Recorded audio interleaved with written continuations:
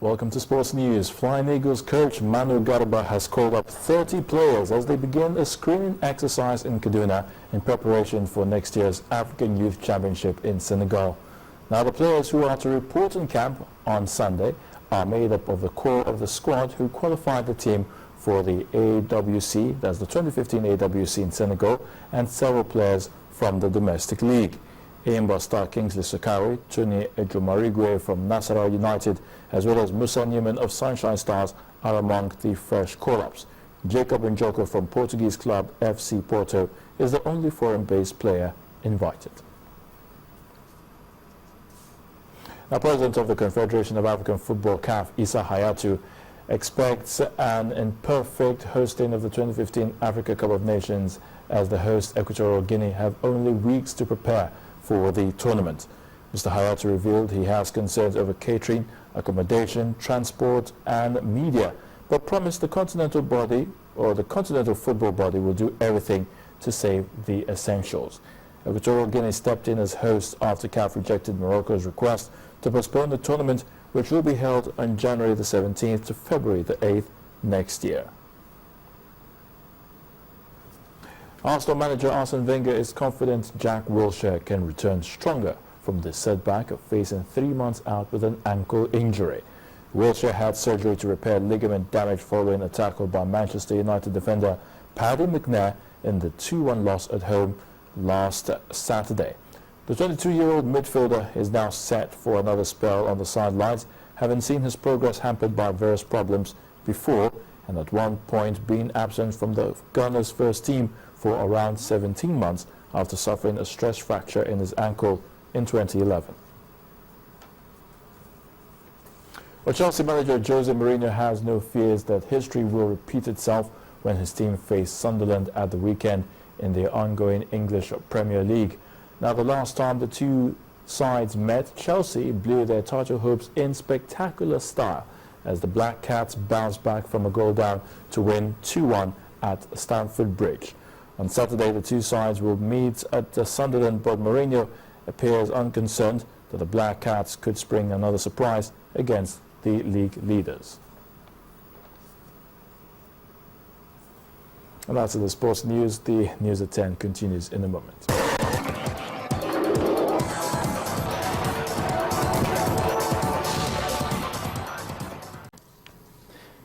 Well, Pope Francis has called for an interfaith dialogue to counter fanaticism and fundamentalism across the world. In a speech in Turkey, the pontiff also called for a renewed push for Middle East peace, saying the region had for too long been a theater of fratricidal wars. He also urged more help for refugees from Syria and Iraq.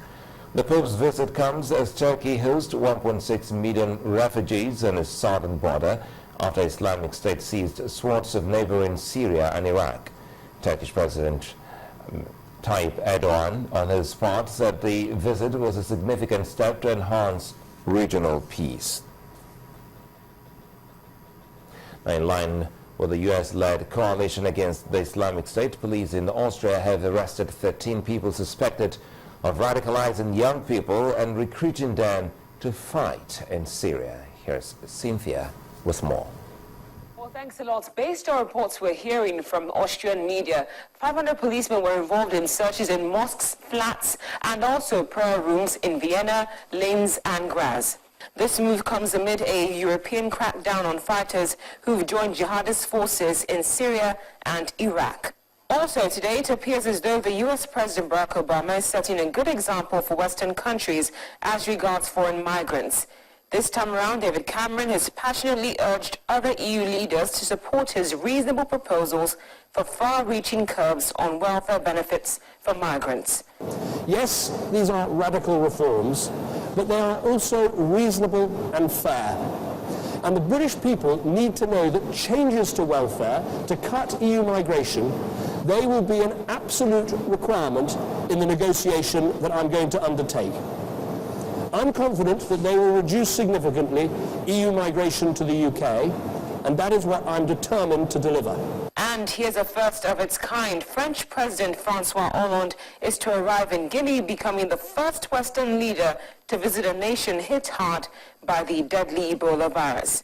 He will deliver a message of solidarity to Guinea, where more than 1,200 people have died of Ebola. Finally, and still a first in Africa, a new president and parliament are being chosen in Namibia in what's Africa's first electronic ballot.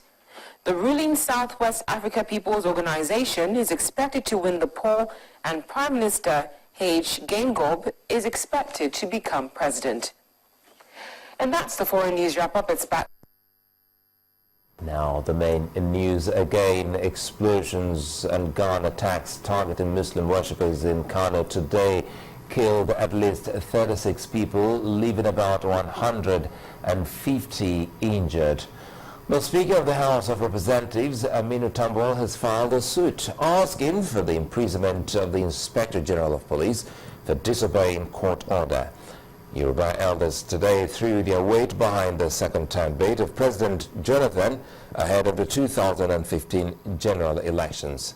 And Pope Francis has called for an interfaith dialogue to counter religious fanaticism in the world.